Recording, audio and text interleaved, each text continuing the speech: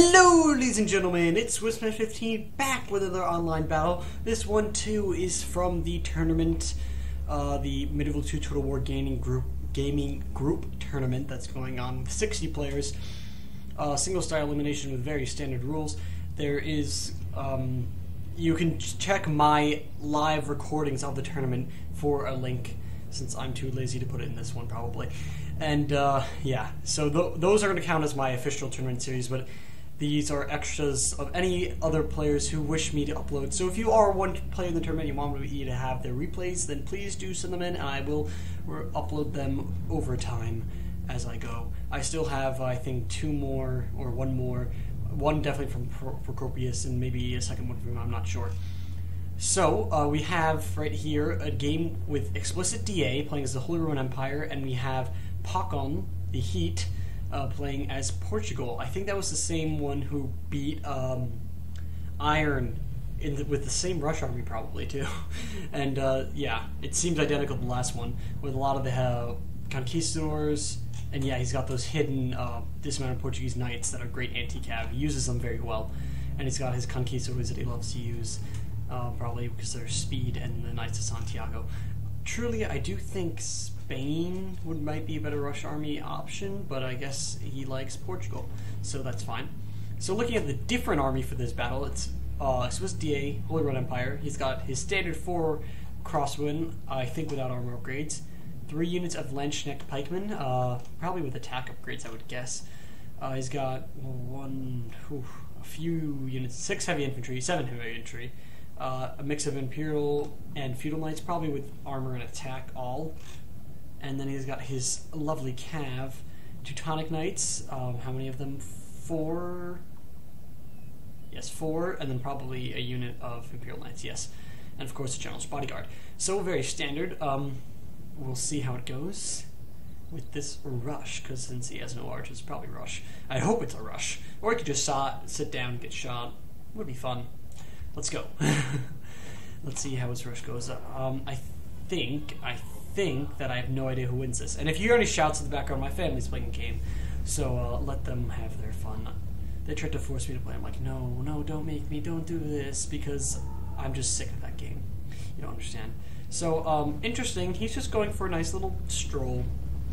Definitely giving the other team time to react. I guess this way they're all walking and making some distance as he gives orders.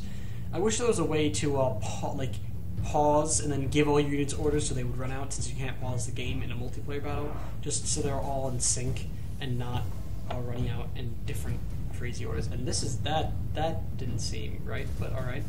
So he can't go for a charge because of the Landsknecht pikemen. He'd probably go for the outskirts of the cav, and he's definitely out-caved. Infantry-wise, he probably has a distinct advantage, especially with the conquistadors, who have at least an armor upgrade. Not sure if he has enough to afford more than that. And he's got his Portuguese knights that can really take out cav. A real good, strong anti-cav. I really hope I don't have to face Holy Roman Empire in the tournament. I feel like I'll have to use a Jurassic strategy. Last-ditch effort. Use Holy Roman Empire against Holy Roman Empire. But we got some Imperial Knights already routing from Explicit. Seems that it's going in Pakon's favor. I'm glad that I don't remember who wins, because then it's more intense. I don't have a vibe of who's going. I can just make guesses all around the show. I don't know why I said that like Creeper, but apparently I did. I'm very creepy. We've got a bunch of troops running into these Landsknecht pikemen. Actually, religious pilgrims are actually really good at taking out Landsknecht pikemen, and it's pretty awesome. So, pikemen in general, not Landsknecht. You'll never have I can't even speak. Religious fanatics taking out Landsknecht pikemen. Did I say, like, religious Landsknechts? Whatever. Religious pikemen? I'm so sorry. I'm tired. But as you can see, we got a little line battle. It's actually not much of a line battle. We got infantry running around the sides. A huge drop by Holy Roman Empire, but they're coming back pretty quick. And wrapping around cav by the Portuguese. On the other side, it's doing a little bit better for the Holy Roman Empire. He's trying to get some of the cav kills. He's actually going to sandwich this conquistador unit, maybe take it out. He is having time because his cav is not as fast as the conquistadors. We got some charges over here. Feudal Knights taking on Teutonic Knights. It's a huge brawl. At least somehow the Imperials are not routing alongside the rest, and the Landsknecht are being slaughtered, unfortunately. We've got a huge infantry blob over here. He should try to get more of these infantry going around the flank and get routes on his infantry while his calves in disarray. Oh god, yeah, it seems that right now Portugal's winning this flank really strongly. Even though he lost his general. That's probably a big game changer. Maybe a saving grace for the Holy Roman Empire, but oh my god, with that amount of routing right over there. But of course, if you look at the Holy Roman Empire cav, it's so much better than the rest. I'm not sure what he put his money on. Like, I don't know if he put on upgrades, XP wise, because he definitely has armor and attack. 2 armor, most likely. But damn, they're strong. Teutonic Knights are really hardy. But there's so many infantry. You see, at this point I'd go into loose formation with my infantry, because we know that Holy Roman Empire is going to do tons of cycle charges, and Pakon just doesn't have the cav to counter that, and you can see that these charges are really damaging his infantry. He's taking tons of casualties.